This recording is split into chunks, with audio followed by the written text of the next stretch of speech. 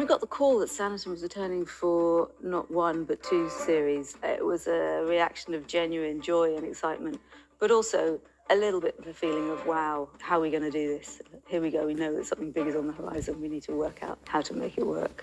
It's based on an existing fragment of a novel. We have liberty to kind of interpret where we take those stories, and therefore it's very exciting to work on.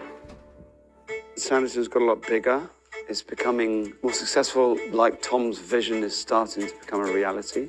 As you can see, my dears, Sanditon is fast becoming the most desirable destination on the south coast. It's always exciting to try and reimagine those spaces and see them with their bright colours, with sort of all the candles, etc., in order to make them feel more modern and enjoyable, really, to a television audience.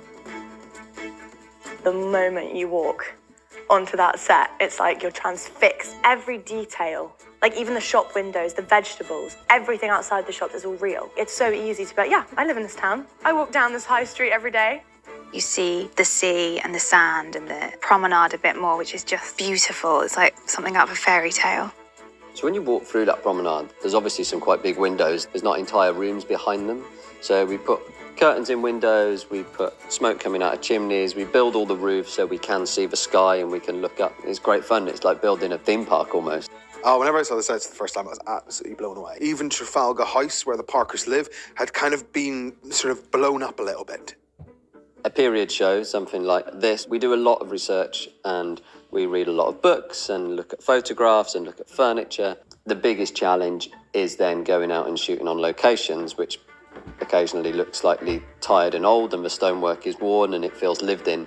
It's how we present those spaces to still feel contemporary and modern within our early 19th century world. The workmanship's gone into it.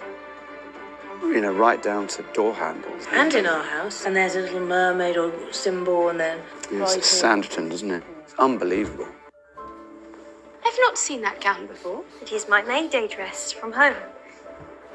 Laura and Miller, our wonderful designers, brought in a lot more of a pastel kind of palette and brighter colours for this season. Charlotte's tones are a bit more muted, in alignment with like who her character is. It's about taking those characters kind of as we know them and developing them, maturing them in some instances, and then really working on kind of the new characters and developing their style.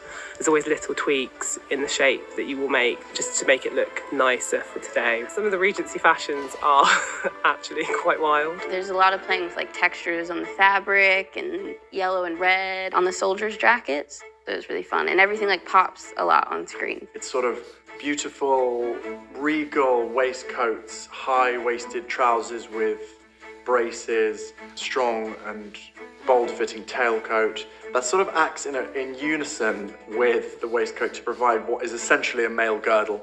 And then, you know, top hats, which I fought tooth and nail to avoid because I'm just too tall anyway. There's something about period dramas and being dressed up with wonderful essays and being surrounded by brilliant locations that immediately gives you quite an easy way into a character. And it's time travel, isn't it? It's time travel, it's fun.